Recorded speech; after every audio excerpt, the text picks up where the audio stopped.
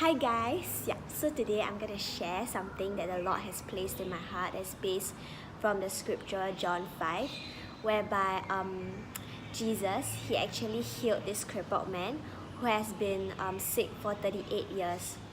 So as we read the scripture, we can see that there are many sick people, those who are lame, blind, paralyzed. They are around this healing pool, whereby they believe that as the waters are being stirred, and when they go into the waters, they'll be healed. And before Jesus healed him, he asked the crippled man this question, said, "Do you want to get well?" And this question, it seems so like ridiculous, and he seems so purposeless.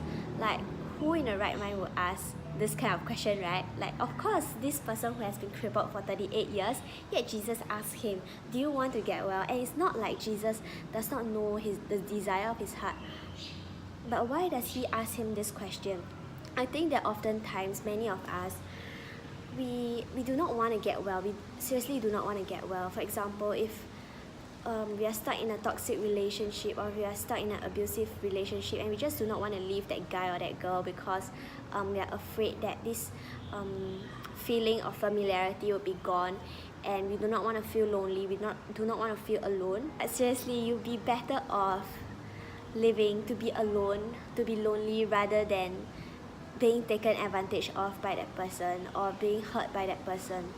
And let God, the creator of the heavens and the earth, the creator of you, the one who needs you in your inmost being, in your mother's womb, satisfy you, that only him can fill the void inside of you. And afterwards, the man replied Jesus, and he said that, "Oh, everyone is getting ahead of me, and nobody is helping me to get into the pool, and that's why I'm not being healed and I'm not able to experience." But Jesus, at that moment, he said, "Get up." He said, "Get up," and that man, there and then, he was able to walk. And he was able to walk, and it shows that God, he isn't limited by the circumstances, and he's able to heal us anywhere and everywhere. And it also shows how sometimes that our solution to our problems is to really get up, to just get up.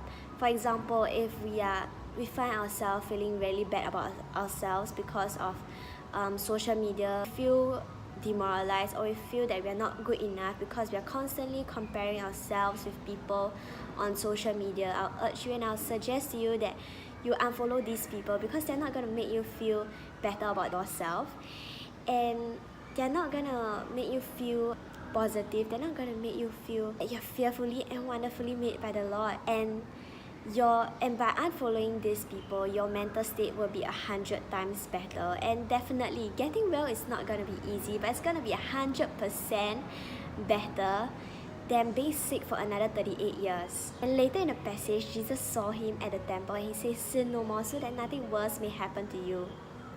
And now Jesus is pointing out the real issue and the real problem, that Jesus seeks not only to heal him physically, but to heal him spiritually. And yes, Jesus is concerned about you. He knows you, and he sees your hurt, he sees your pain, and he sees your loneliness, and he yearns to heal you, and he will heal you. But Jesus is actually more concerned about the condition of your heart. And the thing is, now we ask ourselves, are we really, after encountering God, are we gonna really live our life in a way that seeks to please him, to glorify him in our words, in our actions, and in our speech? Jesus came into this world, and he died on the cross for us so that we can be healed, that we can be healed of all sicknesses, we can be healed of all shame, all guilt, all sin, and everything in this world that's not of him. He's able to heal us, and so that we are able to live a life that glorifies him, a life that reflects who our God is. He is the creator of the universe, and he wants us to turn away from our sin. He wants us to turn away from our past. He does not remember our past anymore. He doesn't want us to be stuck at our past, stuck at our mistakes. And even if we fall, we have to pick ourselves up, and we have to tell devil straight in the eyes that, "Hi, you have no foothold in my life anymore, because Jesus has won a victory, and he has won it all for us. He paid it all for us on the cross."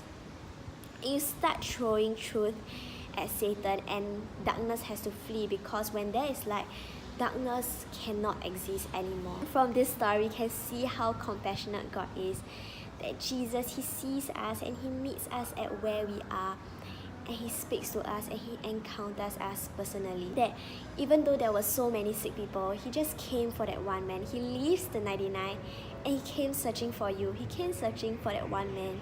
And that's how much He loves us, and He seeks to restore us into fullness of His glory. And yes, in the same way, He meets us at where we are, at our brokenness and at our shame and our guilt, and He wants to restore us so that we can live a life that is holy and pleasing to Him.